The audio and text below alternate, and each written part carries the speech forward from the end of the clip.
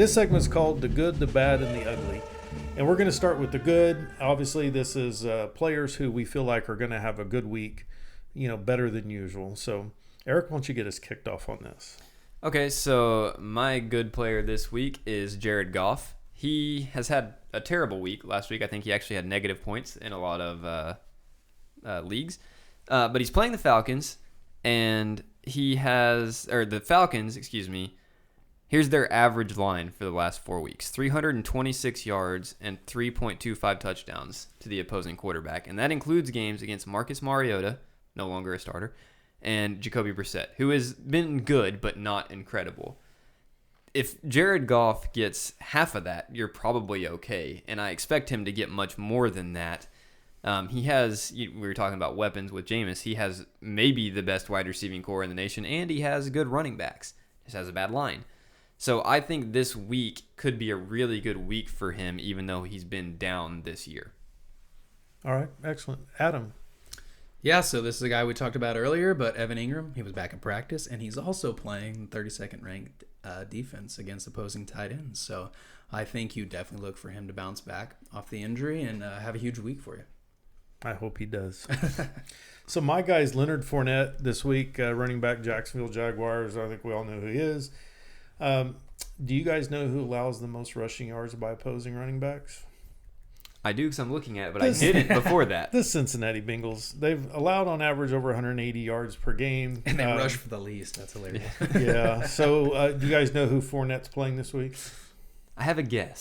Cincinnati. So Fournette rushed for 225 yards against the Broncos. Now, the Broncos have improved since then, so they weren't playing their best at that time. But the Broncos were only averaging 111 yards allowed per game. So, I mean, we're talking about an extra 70 yards for a guy who had 225. So I'm not saying he's even going to rush for 225 yards again, but I think he's got a very realistic chance of hitting 200. I really do. So we'll see how that goes. All right, let's move on to the bad.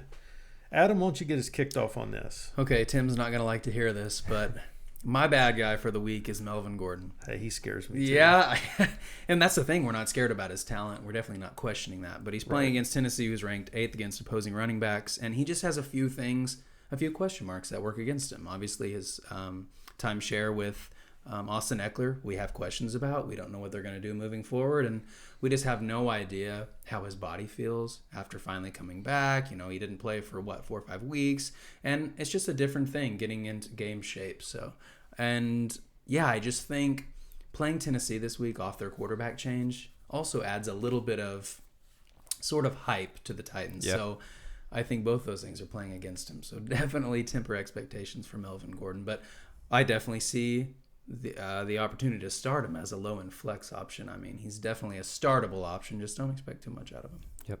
Okay. So my bad player of the week is Adrian Peterson. Actually had him as my good player of the week last week, but this is a completely different situation. So now they're facing San Francisco this week. The 49ers are, yes, very good against the run. They allowed, I think, 75 yards to Ronald Jones. Joe Mixon. Boo. Yeah. Joe Mixon had 11 carries for 17 yards in week 2. James Conner, 13 carries for 43 yards in week 3. Of course, they were on a bye in week 4. Nick Chubb, 16 carries for 87 yards, but no touchdown. And then Malcolm Brown, 11 for 40, along with Darrell Henderson, 6 for 39, 0 touchdowns. So I don't see Adrian Peterson getting much this week at all. I also just want to throw another one in here, a special mention for Allen Robinson. Not so special mention, I guess I should say. He's, of course, wide receiver for the Bears, facing the New Orleans Saints, Marshawn Lattimore. Lattimore's held Amari Cooper, Mike Evans, and DJ Chark to almost nothing the last 3 weeks. So Robinson could be in for a very tough week. Yep. Okay, and my bad player this week is Cortland Sutton. Cortland Sutton has had a really good year so far, and he's playing the Chiefs this week. And when I hear someone is playing the Chiefs, I automatically think that's a favorable matchup. Start them. Yeah, exactly. I mean, that's what it goes through your mind. Right. But they've only allowed one receiver to go over the 100-yard mark this year, And that was DJ Chark in week 1, and no one knew who he was or what he was going to become. So I kind of throw that one out. The rest of the year, the leading receiver against them has averaged 62 yards and about 5 catches, and only one time has that actually been a wide receiver. Most of the time it's a tight end. So Cortland Sutton this week, I would not expect for him to hit those marks that he's been hitting. I think he's going to have a bad week.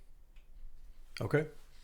So now we come to the last part of this segment called The Ugly. These are players we want to reiterate that are may not look great in your lineup. You're kind of like, I hate to put him in there, but we really feel like they're probably going to have a decent week. So, Adam, who you got?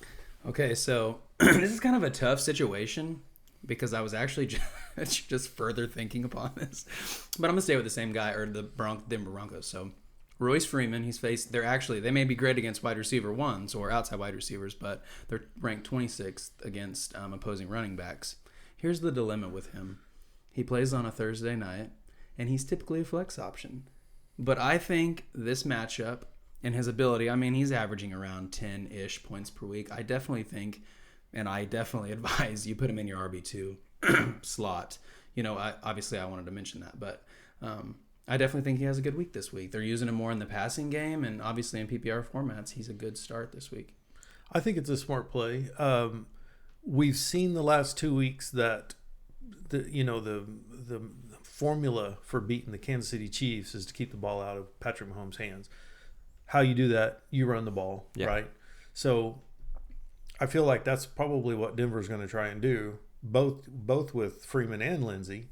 But Freeman's probably not the one you're starting as much as Lindsey. So definitely a good start in the ugly category. Well, to compound on that, I just wanted to throw this out there. When you see Royce Freeman and Phillip Lindsay on the same team, and then you watch who has had success against the Chiefs, it's the Royce Freeman type of running back, not the Phillip Lindsay type of running back. It's that bruising running back that gets 5 yards a carry, doesn't necessarily break a long run, but he can grind them down and keep that offense their offense on the field, the Chiefs' offense off the field. Those are the guys that succeed. So as a Phillip Lindsay owner, it would not surprise me at all if Royce Freeman actually had the better week just because of the way that they're trying to make that game work. Yeah. Right. Well, and like I was saying earlier, he's averaging 9 points a week, and he has yet to score a touchdown this year. Give him 9 points and a touchdown. That's a great week for running backs. So. Yep, I would take it. So my ugly player is somebody that Eric's already brought up just a little while ago, Jared Goff. And I've got him in this section because you might be out there thinking he hasn't played that well, all year, and maybe you just don't want to put him out there. Last week he was 13 of 24 for 78 yards and 0 touchdowns. That was pretty poor. But that was against San Francisco 49ers. This week he faces the Atlanta Falcons. We've already talked about them. They give up a lot of points. As opposed to San Francisco in yards, San Francisco allows an average of 150 pass yards per game. Atlanta allows almost double that at 271. So, the Rams have to be looking to get back on track. Just as we talked about earlier, they may not have Gurley. Malcolm Brown's, banged up. So they may try to get air the ball a little bit more. I think they need to get Goff a little more confident as well. So I look for all of their wide receivers probably to have a good game. And I just feel like he's a very safe play. Yep. Obviously, I agree. You do? Yeah. Yes. Okay, and this is the ugly segment, and sometimes it feels like insert Bills player here, and that kind of works. So I'm going to do that. Yeah. We'll go with Cole Beasley. Speaking of Miami, he's playing Miami, and I have here enough said. He's playing Miami. You start all your players against Miami, but he has over 10 fantasy points in 3 of the last 5 games, and he's coming off of a bad week where he had 3.6 points, which is the lowest score of the year. I'm sure he's not happy with that, and he'll look to improve on that. And basically, it's like taking candy from a baby playing against the Dolphins. So I feel like Cole Beasley's going to have another 10 or 12 fantasy points and be solid for you. I could see it. All right, well, great. Well, that wraps up our show. Do you guys have any last comments? No, we're kind of getting to the doldrums of fantasy where the shine has worn off and we're not yet to the playoffs. So keep staying connected and trying to figure out, good roster moves and stuff like that, because a lot of times this is when people give up, and it's exactly what you don't want to do. You don't. You can be what are we? We could be. You could be 1-5 right now or Right. something, and still make the playoffs. Oh, So yeah. yeah, anything can happen. Leagues are not won and lost at the draft. They're won and lost typically on the waiver wire and through trade targets. So now's the time to yeah. be moving. And the teams that could be blowing everybody away in your league could have an injury or two, and you're right back in Absolutely. it. So yeah, keep plugging away. All right. Well, good luck to everybody. That's a wrap for our show today. Thank you for listening to our podcast. We'd love to hear from you. Please send us an email at dynastyguysff@gmail.com.